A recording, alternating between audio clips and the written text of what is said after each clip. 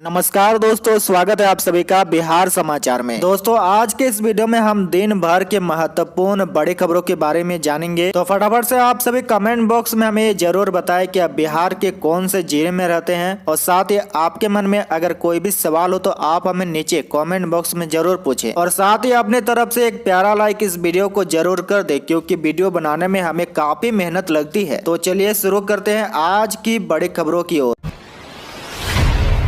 अगली बड़ी खबर, बिहार में पहले खुलेंगे कॉलेज फिर होगा स्कूल पर फैसला। स्कूल रीओपन पर शिक्षा मंत्री विजय चौधरी ने कही है। जी हां, बिहार के शिक्षा मंत्री विजय कुमार चौधरी ने कहा कि शिक्षण संस्थाओं को खोलने के अनुकूल परिस्थितियां आने पर सबसे पहले कॉलेज और समकक्ष उच्च शिक्षण संस्थान खोले जाएंगे। उन्होंने कहा कि टीकाकरण और दूसरी परिस्थितियों को देखते हुए निर्णय लिए जाएंगे। शिक्षा मंत्री विजय चौधरी ने साफ किया कि 4 जुलाई के बाद उच्च शिक्षण संस्थान खोलने पर विचार किया जाएगा। साथ ही उन्होंने साफ किया कि स्कूल को खोलने का अभी कोई विचार नहीं है। उच्च शिक्षण संस्थानों के खोलने के बाद परिस्थितियों का आकलन करने के बाद ही सरकार स्कूल खोलेगी। फिलहाल कोरोना की संभावित लहर और वर्तमान स्थितियों पर शिक्षा विभाग की पूरी नजर है। हालांकि उन्होंने साफ किया कि विभाग बच्चों के स्वास्थ्य और शिक्षा दोनों से कोई समझौता नहीं करेगा। पटना अरेराज सड़क को मिला एनएच का दर्जा। 125 किलोमीटर लंबी है बुद्धा सर्किट। 5300 करोड़ खर्च आएगा सड़क निर्माण पर। जी हां, पटना से साहेबगंज होते हुए केसरिया के रास्ते अरेराज तक जाने वाली सड़क के अलाइनमेंट में कोई बदलाव नहीं किया गया है। केंद्र सरकार ने बुद्धा सर्किट के अलाइनमेंट को नेशनल हाईवे का दर्जा दे दिया है। इसकी अधिसूचना जल्द जारी की जाएगी। छपरा के मेकर होकर बनने वाली दूसरी सड़क है और इसका बुद्धा सर्किट के अलाइनमेंट से कोई वास्ता नहीं है। मंगलवार को दिल्ली में केंद्रीय मंत्री नितिन गडकरी व वीके सिंह से मिलने के बाद पथ निर्माण मंत्री नितिन नवीन ने यह साफ किया है। बैठक में पथ निर्माण के अपर मुख्य सचिव अमृत लाल मीणा भी मौजूद रहे हैं। आपको बता दें कि इस सड़क के केसरिया व वैशाली के बदले छपरा से बनाने की बात बेमानी है। केंद्रीय मंत्री ने साफ कहा कि बुद्धा सर्किट के अलाइनमेंट में कोई बदलाव नहीं किया गया है। 125 किलोमीटर लंबा इस सड़क के निर्माण पर 5300 करोड़ खर्च आएगा। निर्माण कार्य 3 साल में पूरा करने का लक्ष्य है। खबर, बिजली बिल का भुगतान 30 जून तक नहीं करने पर कटेगा कनेक्शन, आने लगा है एसएमएस। जी हां, विद्युत उपभोक्ताओं के पास बिजली बिल जमा करने के लिए एसएमएस आने लगा है। 30 जून तक बकाया बिल जमा करने का आग्रह किया जा रहा है। अप्रैल और मई में पटना विद्युत आपूर्ति प्रतिष्ठान ने सिर्फ 78 करोड़ रुपए राजस्व वसूली की है। जून के 21 दिनों में 80 करोड़ रुपए राजस्व वसूली हुई है। ऐसे में विभाग जल्द बिल जमा करने के लिए कर रहा है। बिजली कंपनी 1 जुलाई से बकायेदारों का कनेक्शन काटने जा रही है। इसकी तैयारी करने का निर्देश दे दिया गया है। South Bihar power distribution company के महाप्रबंधक राजस्व अरविंद कुमार ने बताया कि पेशों में 1.5 लाख उपभोक्ता बिजली बिल नहीं जमा किए हैं। 1 जुलाई से बिजली कनेक्शन काटो अभियान चलेगा। बड़ी खबर, पहली बार ग्रेजुएट एग्जाम में नकल रोकने के लिए सभी केंद्रों पर लगेंगे जैमर। छात्रों को घर पर छोड़कर आनी होगी ये चीज। जी हां, बीआरए बिहार विश्वविद्यालय की स्नातक पार्ट 1 की परीक्षा को लेकर केंद्रों पर सुरक्षा की पुख्ता व्यवस्था की जा रही है। मुजफ्फरपुर सहित 5 जिलों के परीक्षा केंद्रों पर नकल रोकने के लिए जैमर लगाए जाएंगे। विश्वविद्यालय की ओर से इसकी तैयारी शुरू कर दी है। ऑब्जेक्टिव सवालों के आधार पर परीक्षा लिए जाने के फैसले के बाद गोपनीयता के मुद्दे पर एकेडमिक काउंसिल व सिंडिकेट की बैठक में बात आई थी। विश्वविद्यालय की ओर से तय किया गया कि सभी केंद्रों पर जैमर लगाए जाएंगे ताकि परीक्षा में मोबाइल आदि का उपयोग न हो सके। विश्वविद्यालय की परीक्षा में पहली बार जैमर की व्यवस्था की जा रही है। परीक्षा के लिए 5 जिलों में 35 केंद्र होंगे। इसमें मुजफ्फरपुर, पूर्वी व पश्चिम चंपारण, वैशाली, सीतामढ़ी के परीक्षा केंद्रों पर व्यवस्था की जाएगी। बड़ी खबर, बिहार में 5 इंजीनियरिंग कॉलेज का हुआ उद्घाटन। मंत्री सुमित कुमार ने बताया राष्ट्रीय स्तर की सुविधाओं के साथ होगी पढ़ाई। जी हां, बिहार के मुख्यमंत्री नीतीश कुमार ने सोमवार को वर्चुअल तरीके से 5 इंजीनियरिंग कॉलेज के कैंपस का उद्घाटन किया। 446 करोड़ रुपए की लागत से इन सभी 5 इंजीनियरिंग कॉलेजों का निर्माण किया गया है। बिहार के विज्ञान एवं प्रौद्योगिकी विभाग के मंत्री सुमित कुमार ने कहा कि इंजीनियरिंग के विद्यार्थी राष्ट्रीय स्तर की सुविधाओं के साथ पढ़ाई करेंगे। उन्होंने कहा कि कई और अभियंत्रण महाविद्यालय एवं पॉलिटेक्निक संस्थानों में छात्रावास निर्माण और अरवल पॉलिटेक्निक संस्थान के लिए भवन निर्माण की आधारशिला रखी गई है। बिहार के विज्ञान एवं प्रौद्योगिकी विभाग के मंत्री सुमित कुमार ने बताया कि किशनगंज, अररिया, मधेपुरा, पश्चिम चंपारण और गोपालगंज अभियंत्रण महाविद्यालय कैंपस का मुख्यमंत्री नीतीश कुमार ने वर्चुअल तरीके से उद्घाटन किया। अगली बड़ी खबर है पटना की सड़कों और नालों में गोबर फेंकना पड़ेगा महंगा, लगेगा इतना जुर्माना। जी हाँ, मवेशी पालकों द्वारा गोबर को सड़क पर या नाला में फेंकने पर 500 रुपया जुर्माना लगेगा। निगम की ओर से इसे सख्ती से लागू करने की तैयारी है। इसे लेकर 25 जून को निगम सशक्त स्थायी समिति की बैठक में निर्णय लिया जाएगा। इसके अलावा अन्य 10 प्रस्ताव पर भी चर्चा होगी।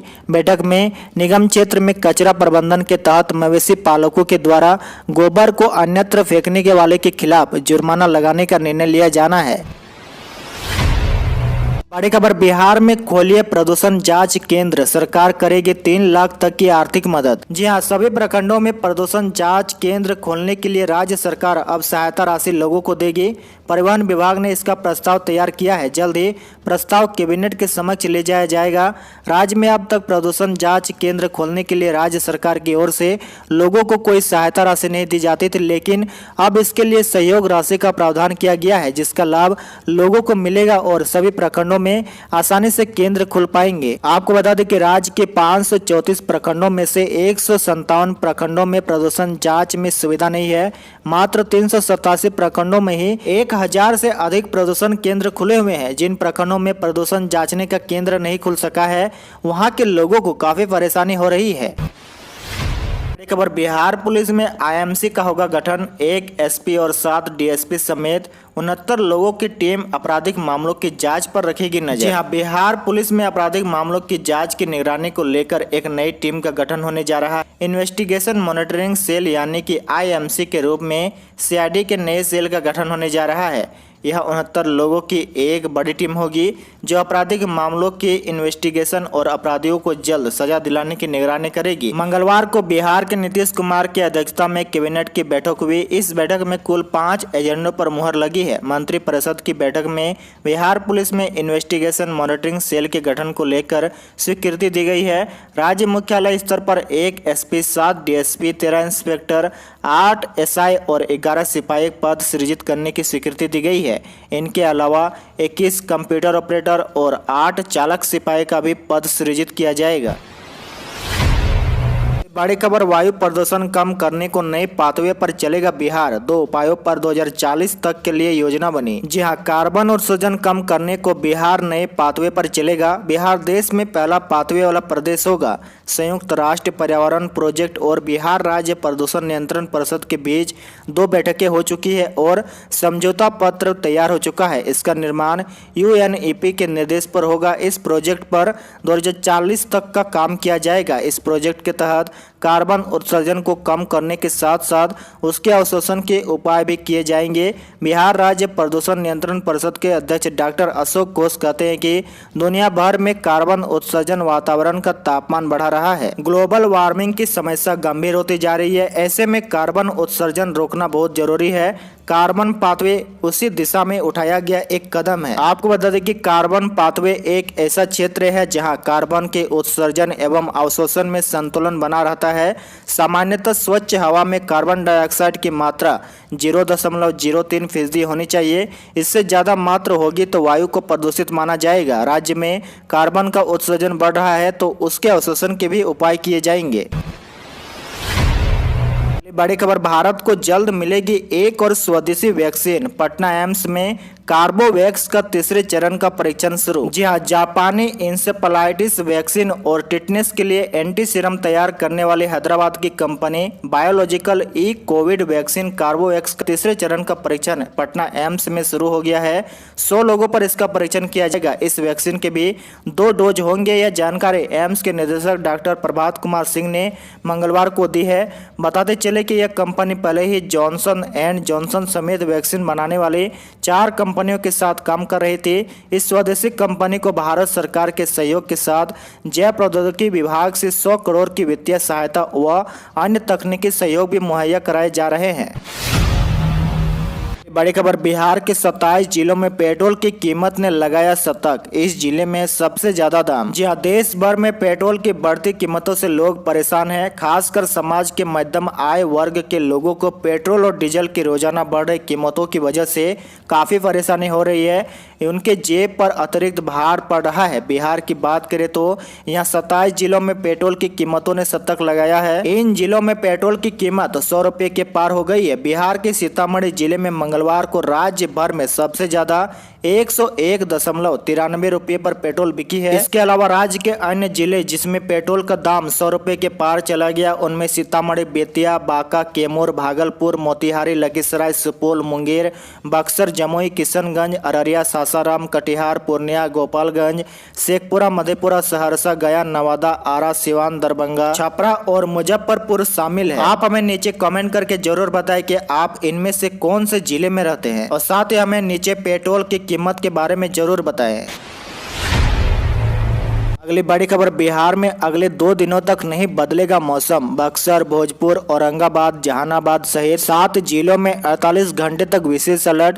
मधुबनी, दरभंगा, सारण और मुजफ्फरपुर में हल्की बारिश के आसार। जी हां, बिहार में मानसून पूरी तरह से सक्रिय है। आने वाले 2 दिनों तक मौसम का मिजाज बदलने वाला नहीं है। इस दौरान प्रदेश के सभी जिलों में बारिश और वज्रपात की संभावना है। राज्य के 7 जिलों बक्सर, भोजपुर, रोहतास, भभुआ, औरंगाबाद, जहानाबाद, अरवल में 24 से 48 घंटे में बारिश का विशेष अलर्ट है। वहीं मधुबनी, दरभंगा, सारण और मुजफ्फरपुर के कुछ इलाकों में हल्की से मध्यम बारिश होने की आसार है।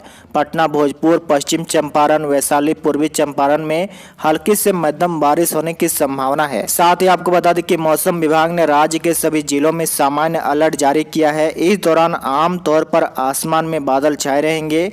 मेघ गर्जन के साथ आकाशीय बिजली का खतरा होगा।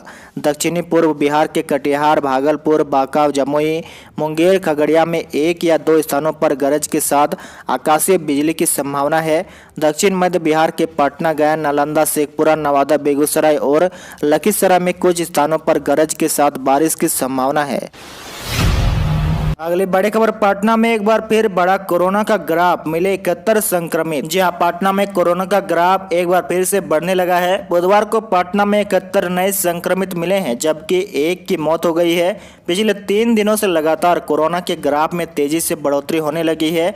इससे पहले मंगलवार को 55 जबकि रविवार को 27 नए संक्रमित मिले थे। आपको बता दें कि अनलॉक होने के बाद एक दिन छोड़कर पिछले 10 दिनों से लगातार कोरोना संक्रमित की संख्या 30 से 50 के बीच रही थी। सक्रिय संक्रमितों की संख्या में भी पिछले एक सप्ताह से पहली बार 40 की बढ़ोतरी हुई है। बुधवार को मिले नए संक्रमितों में ज्यादातर Kankarbagh, Shastri Nagar, boring road, SK Puri, फुलवारी, दानापुर इलाके में मिले हैं। इन्हीं इलाकों में सक्रिय मरीजों की संख्या भी ज्यादा है। ये ऐसे इलाके हैं जो दूसरी लहर के दौरान भी सर्वाधिक संवेदनशील थे। खबर, बिहार में शुक्रवार से लगेगा स्पुतनिक का टीका। पटना के मेदांता अस्पताल में सरकार द्वारा तय दर पर वैक्सीनेशन। जी हां, बिहार में पटना में भी अब कोरोना से बचाव के लिए लोग रूसी टीका स्पुतनिक का डोज ले सकेंगे। सबसे पहले इसकी शुरुआत पटना के नवनिर्मित जयप्रभा मेदांता अस्पताल से होगी। शुक्रवार से मेदांता के कर्मी और आम लोग भी यह टीका ले सकेंगे। मेदांता के association director doctor Ravishankar Singh ने बताया कि स्पुतनिक टीका लगाने की सभी आवश्यक तैयारी अस्पताल में कर ली गई है। आपको बता दें कि टीका आज यानी गुरुवार की सुबह तक पहुंच जाएगा। इसके बाद लोगों के लिए टीका उपलब्ध हो सकेगा। स्पुतनिक टीके की सप्लाई सीधे कॉर्पोरेट अस्पतालों को ही की जा रही है। मेदांता के अलावा बिग अपोलो में भी लोगों के लिए यह टीका जल्द ही उपलब्ध होगा। तो इसी के साथ ही आज की बड़ी खबरों में इतना ही। डेली बिहार की बड़ी खबरों को जानने के लिए आप हमारे चैनल को जरूर सब्सक्राइब करें।